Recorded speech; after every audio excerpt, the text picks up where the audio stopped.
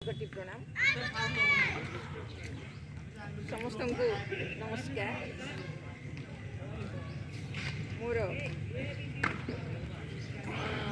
टिके मो रवींद्र दत्त बा स्वामी विवेकानंद संपर्क में अल्प किसी कहवाई चाहूँ। से वास्तविक सनातन धर्म को बहुत गुरुत्व देते आमर अनेक महापुरुष माने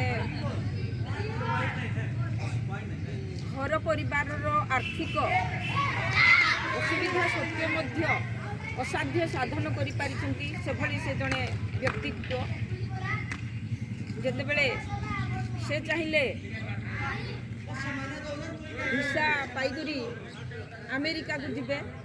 अमेरिका रे जो 7,000 व्यक्ति विशेषकर सम्मेलन होता धर्म सम्मेलन होता से पहुँचापी चेष्टा कले एरोप्लेन रे जावाई भिसा पाइले नहीं तो कौन सी प्रकार बंदर बा उड़ा जहाज पानी जहाज द्वारा जाई से पहुँचले किंतु सेठी मध्य तांको से आयोजन रे स्थान मिलवा मुश्किल हो गला। तांको जने भद्र महिला ही साहाय्य करिसंती ठीक स्थान रे पहुँची जावा पई जेतेबेले पहुँची जाइचंती आउ प्रवेश करिसंती से जनरब चली स्थान को जनबहुल बहुत संख्यार उपस्थित थिबा व्यक्ति विशेष पाखक सेतेबेले मध्य माने उद्देश्य को गुरुत्व दि जाय नथिला। आउ से एठारे आसी पहुँचतु एठारे आसी सभारे पहुँचतु एभली सुजोग पाई नथिले।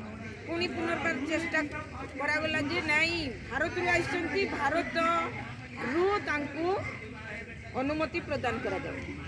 से भारतीय सहित कथा हेबा पई से समय तो ए मोबाइल ए सब सुविधा नथिला। टेलीग्राम माध्यम रे आउ भारत को खबर कले भारत रु मध्य स्वीकृति तांको मिली नथिला। मात्र भद्र महिला जनक पुनर्बार तांको साहाय्य करिबारु आ से उपस्थित रही पारिले।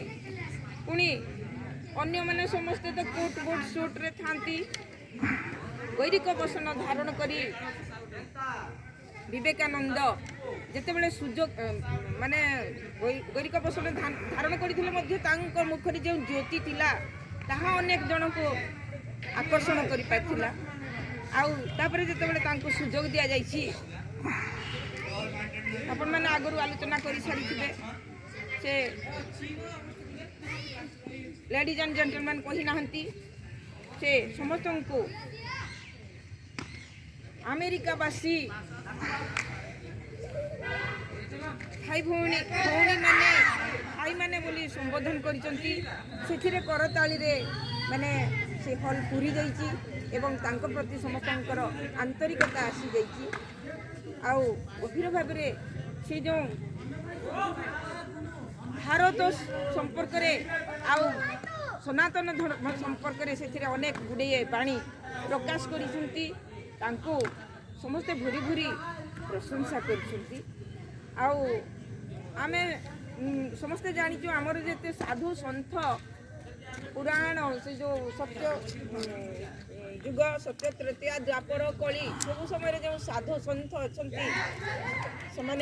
सनातन धर्मी आमर सनातन धर्म रे तमने कौन सी गोटे धर्म को स्पेशलिटी दि जाई न थाए एवं सब धर्म को सम्मान दि जाई थाए। आउ सनातन धर्म आउ हिंदू धर्म भितर कंपेयर कले मध्य टिके तफात आसीबो। केबे से जा हो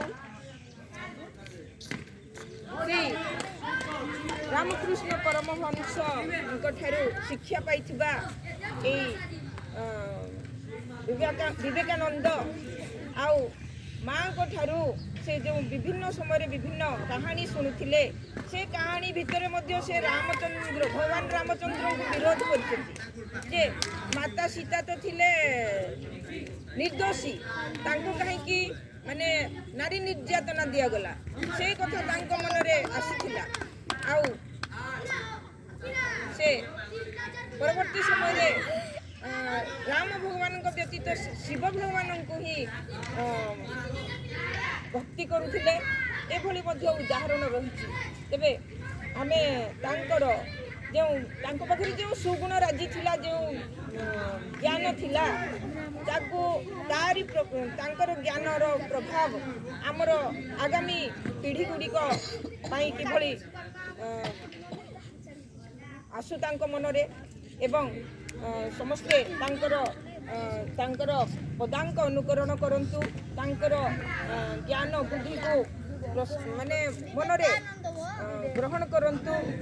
ଏଇଭଳି ଏଇ ଯେଉଁ ଆମର କାର୍ଯ୍ୟକ୍ରମ ମାଧ୍ୟମରେ ଆମେ ନିଶ୍ଚିତ ଭାବରେ ସ୍ୱାମୀ ବିବେକାନନ୍ଦଙ୍କୁ ସ୍ମରଣ କରିବା, ମନେ ପକାଇବା, ତାଙ୍କର ଗୁଣରାଜିକୁ ଆମେ ଭୁଲି ପାରିବା ନାହିଁ।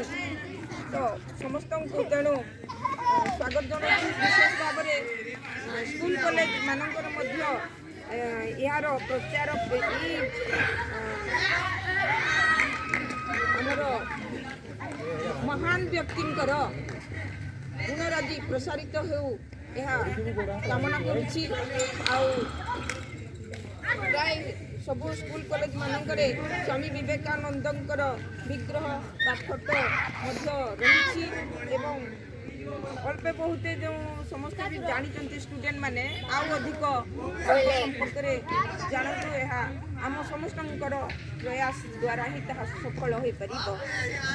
ମୋ କବିତାର ଶୀର୍ଷକ